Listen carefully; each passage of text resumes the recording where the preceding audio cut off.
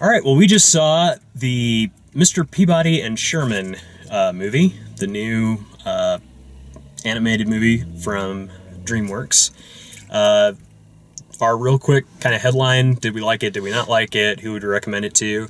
This is a great movie. It's a great family animated movie. There's plenty for the kids. There's lots and lots of laughs for the adults as well. It's probably not a movie that I would necessarily say I would enjoy by myself without my kids. Like, it's not a movie I would like go and see alone. But it was fun seeing it with Zach, and it would be fun to definitely be fun to take some kids to go see. Yeah, I definitely agree with Dale. I think it was a lot of fun. I really enjoyed it, and I think that, yes, it's a good film to take your kids to. There were a lot of families in there tonight with us, and neither of us had children with us, but we were sitting by lots of children, and they seemed to be enjoying it.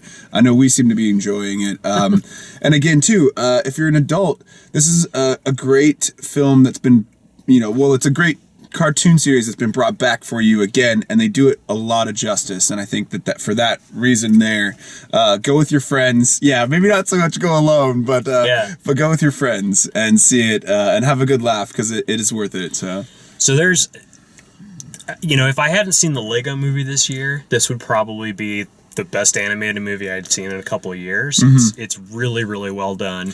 Yeah. Well, I guess I didn't see Frozen.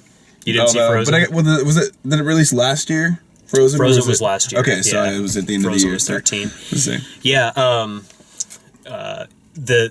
The animation is really good. Unfortunately, we didn't see it in 3D, but I could tell that this is a great movie to see in 3D.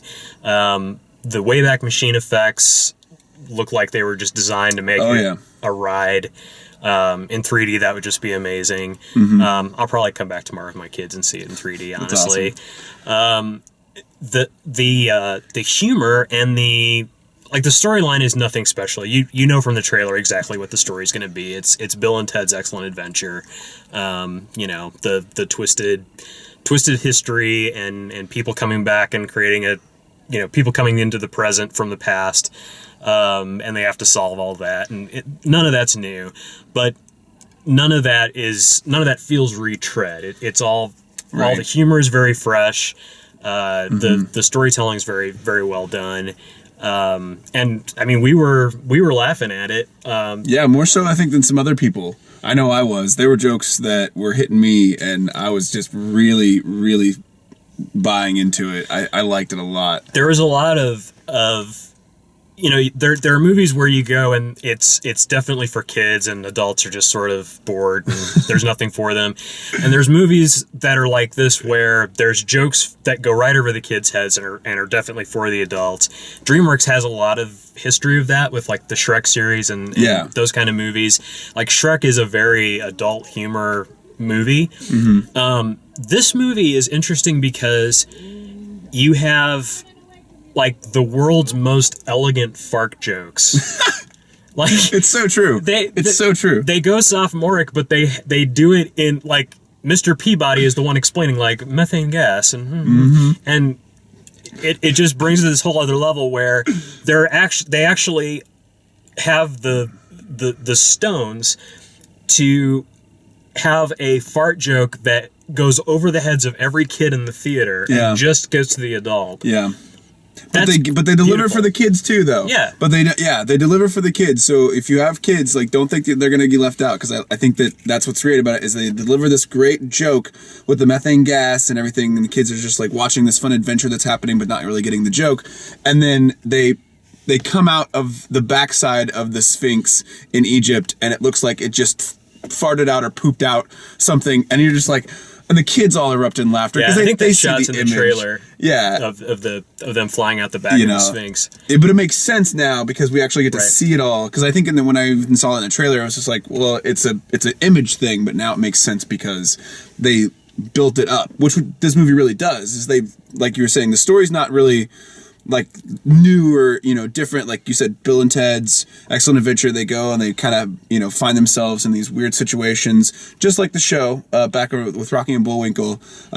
but it gives it just a little bit more with having the ability to write towards adults and children. Yeah. Because they've given it time to kind of rest, and it wasn't a show that was like put in your face and could like I love Teenage Mutant Ninja Turtles, like TMNT. And I feel like if they would have just let that rest for a little while, they would do something like this film where you go back and you're like, I really remember that. I had a lot of fun with that when I was a kid, and now, the way that they're presenting it to me as an adult, they're giving me so much more to laugh at and enjoy, but they're also giving children a first time to laugh at and enjoy other things that we got with it the first time. So well, and I mean, even from the Peabody and Sherman in the original Rocky and Bullwinkle cartoons, there were certainly, a lot of the historical references were not explained to kids.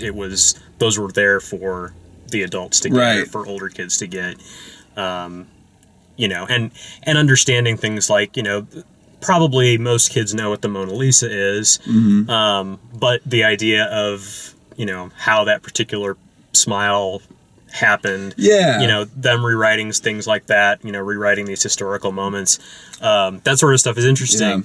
French Revolution, like they caused the French Revolution to happen and created this great thing for Marie Antoinette, where the whole cake thing came from. What's she famous for? The whole cake line. And that's really good too, because it gives purpose to the film. It's like, it's not just about a dog and a boy.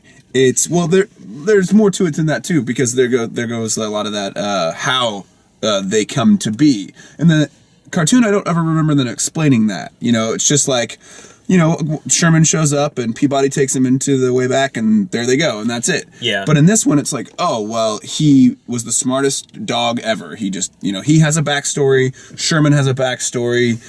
They give it to you really quickly, and it doesn't seem too far-fetched. I mean, it does, because it's animation and it's fantasy. It's enough that, it just answers the question of why is this kid and this dog hanging out together? That's all I want to know. That's all you need to know. I know it's crazy, wacky, fun times, but I just got to know like why the kid and the dog are hanging out together. Right. And it does. It gives it to me. And it's so that they can have, that sort of emotional heart at the third act where, it's, and you've seen this in the trailer too, where they talk about, the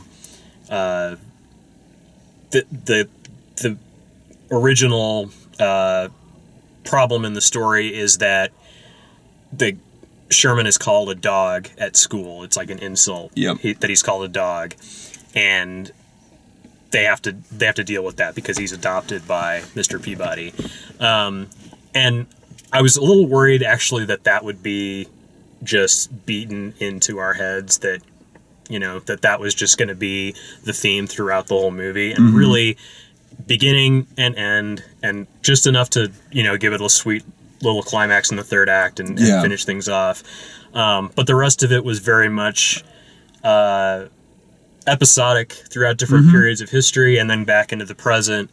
I don't know, it reminded me, the writing reminded me of something like Ghostbusters, where you've got a movie that has action and it has comedy that works for kids. It's a little like this. There's some things in this movie that'll challenge kids. It's a little scarier than you might expect. And there's some jokes that are sort of pushing the boundaries a little bit. But I think kids like that. I think they like to be challenged a little bit like that. I know I did as a kid. I know that I enjoyed having that moment watching a film, being like, okay, I know there's something interesting going on here, or that's something that somebody older is laughing at, or something that I want to understand. And then I've grown up and gone back to watch those films that I really wanted to watch again as an adult, or whenever in life, and be like, oh my, that's what they were talking about. I get it now. Which is funny, because in this film there's a lot of that I don't get it, and I love that they kind of call it out. Like Sherman's just like a kid. He's so just kid-like.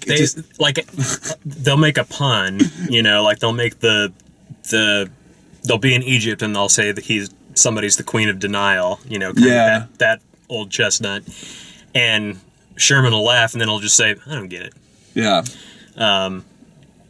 And then the Trojan guy. Oh says it gosh, too, Patrick Warburton plays Agamemnon, and just classic Patrick Warburton. Just oh my god, don't tase me, bro. it was so fun. That line. So the two of us probably laughed at that line harder than anything else in the movie. Absolutely. And that line is in the trailer, and I saw the line in the trailer and went, "That's the fun. Like that's the joke." Yeah. You know, like this movie is so. It builds so well, and the humor is so subtle but so steady that joke is a better payoff than you expect it to be.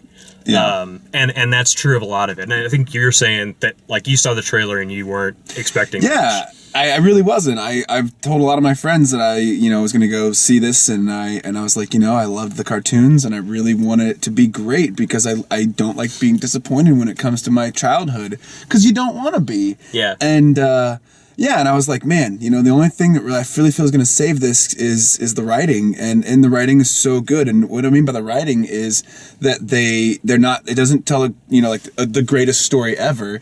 It's that they find ways to entertain you, make you care, keep you interested, and complete it as a package. And I love the way that you talk about how it's in acts, because it's very much in acts. We have our opening with our exposition and prologues and stuff, and all this information that's coming at you, but it's really good pacing. They don't dwell on it too long. They get it to you, and then they move into the fun stuff. Mm-hmm. And then they give you, of course, a conflict, it's a standard writing way. And then, but from there, they don't dwell on that single conflict. They give you these little mini vignettes in Act 2 where it's like they can go this way or that way or this way or that way. And it's a time travel piece. I mean, if you really think it's the time travel trope where you're just, mishaps are going to happen, and I love it, and it's the exact same way that they did it in the cartoon, or what I remember of the cartoon. Yeah, it's like they get there, mishap, figure it out, and those were only 5 minutes long. They were really short. Yeah, they were very short periods of the cartoon, but it ended like broken history where Mr. Peabody does everything. He writes he writes all of Shakespeare's plays.